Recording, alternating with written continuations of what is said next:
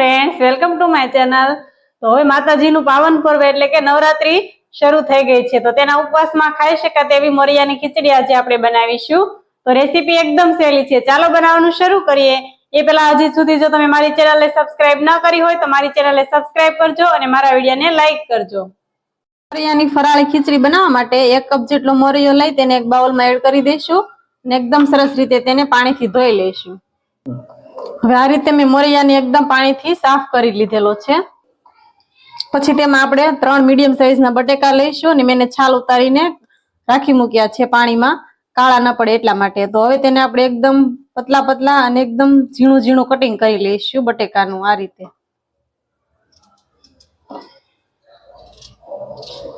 એકદમ સરસ તેલમાં તરત ચડી જાય એટલા માટે આપણે પતલું એકદમ કટિંગ કરીશું। બધા બટેકાને મેં આ રીતના એકદમ પતલા સ્લાઇસમાં કટિંગ કરી લીધેલા છે।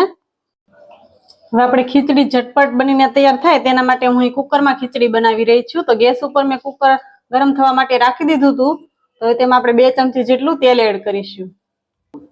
હવે આપણું તેલ બરાબર ગરમ થઈ ગયું છે, તો હું 1 ચમચી જેટલું જીરું એડ કરી રહી છું।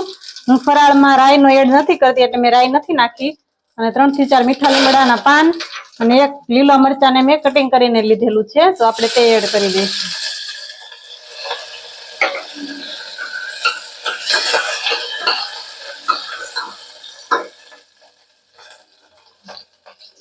હવે આપણે જે બટેકાને કટિંગ કરીને રાખ્યા હતા તે એડ કરી દઈશું।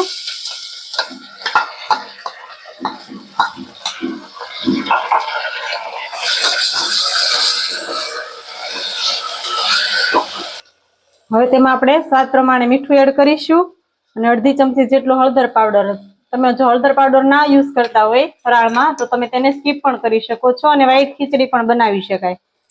અને મીઠાશ માટે 1 ચમચી જેટલી ખાંડ હું એડ કરી રહી છું। હવે બધી વસ્તુને એકદમ સરસ રીતે આપણે મિક્સ કરી દઈશું।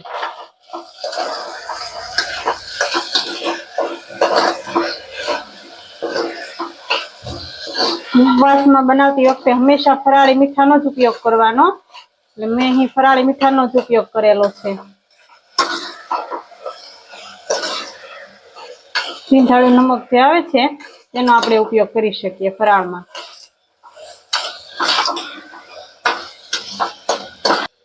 બધા મસાલા બરાબર મિક્સ થઈ જાય પછી આપણે 2 ચમચી જેટલો શેકેલા સિંગદાણાનો પાવડર ઉમેરીશું। અધકચરો મેં ખાયણીમાં ખાંડી લીધેલો હતો તે આપણે ઉમેરી દઈશું અને એકદમ સરસ રીતે મિક્સ કરી દઈશું।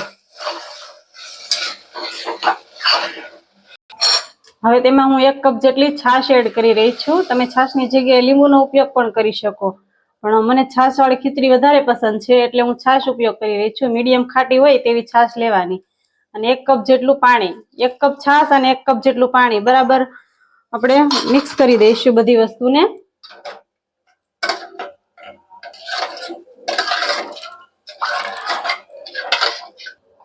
હવે આપણે જે મોરૈયો ધોઈને એકદમ સાફ કરીને રાખ્યો તો તે આપણે ધીમે ધીમે કરી બધો મોરૈયો એડ કરી દઈશું।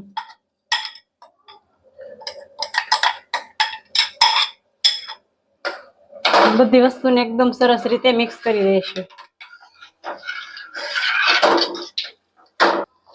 હવે આપણે કુકરનું ઢાંકણ બંધ કરી અને મીડિયમ ગેસની ફ્લેમ ઉપર 3 વિસલ કરી લઈશું। વિસલ થઈ ગઈ છે અને આપણે કુકર ખોલીને જોઈ લઈએ। હવે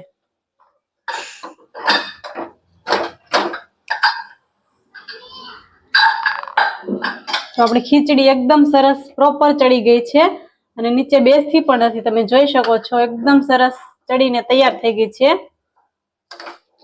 તો આપણે તેને એકદમ સરસ રીતે મિક્સ કરીને હલાવી લઈશું।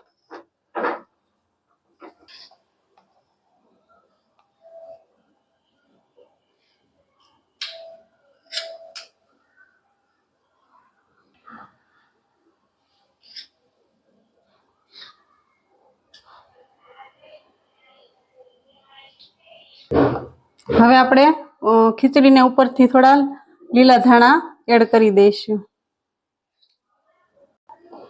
તો બનીને તૈયાર છે આપણી વ્રતમાં ઉપવાસમાં ખાઈ શકાય તેવી મોરૈયાની ફરાળી ખીચડી।